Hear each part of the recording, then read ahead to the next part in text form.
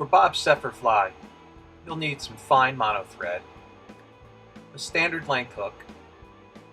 For the tail, some thin, sexy saddle hackles.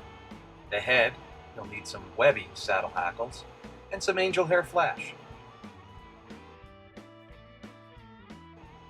We'll start this fly by attaching our mono thread at the rear of the hook. We'll then select a small clump of bucktail that should be about 1/2 to 3/4 of the length of the feathers that we're going to be using for our tail.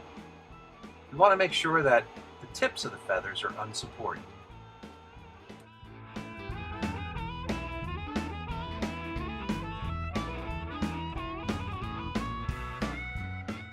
Now we'll select out 6 or 8 feathers for the tail. The feathers we use on the tail should be the longer, skinnier feathers. As Bob says, the sexy ones.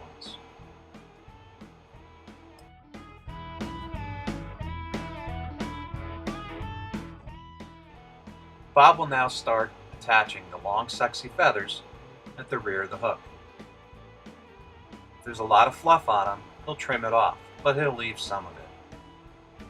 As you'll notice, when he's attaching these feathers, he's not going to attach them like you do a typical deceiver, where they're all on one side or the other. He'll attach the feathers so that they're all the way around the hook shank. So there'll be some on the sides, some on the tops, just making sure that the whole hook shank is covered with feathers. So your streamer ones tend to be skinnier. And sexier, yeah. Yep. Not a lot of fluff at the Not top. a lot of fluff. The fluff will come on the shank. Also make sure that you don't try to line up all the tips of the feathers. He wants a little bit of variation in them. If you wanted to add some angel hair to the fly, this is the time to do it. Just tie it in sparsely and have it extend past the tips of the feathers.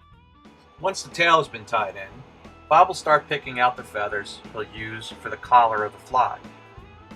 These feathers tend to be wider, more like on the slopping side.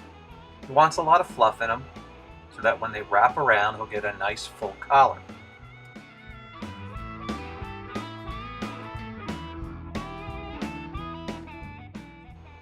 When he ties the feathers in for the collar, he can either tie them in one at a time and wrap them forward, or sometimes he'll do them 2 at a time.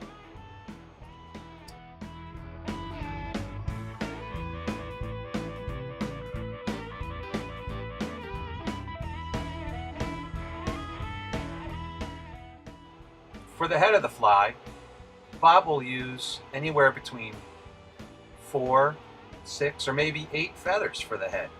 Just depends on how full he wants the head and what his feathers are like.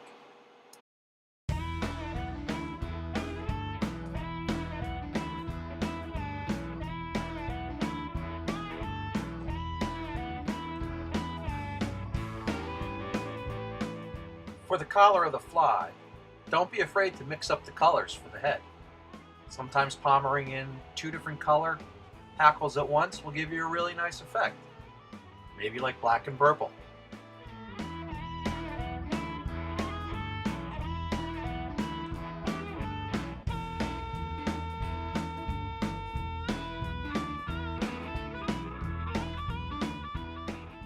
At this point, Bob is tying off the last set of feathers, getting ready to whip finish the fly. Before he does his whip, he'll take 1 or 2 thread wraps right in front of the feathers to help angle them back just a little bit.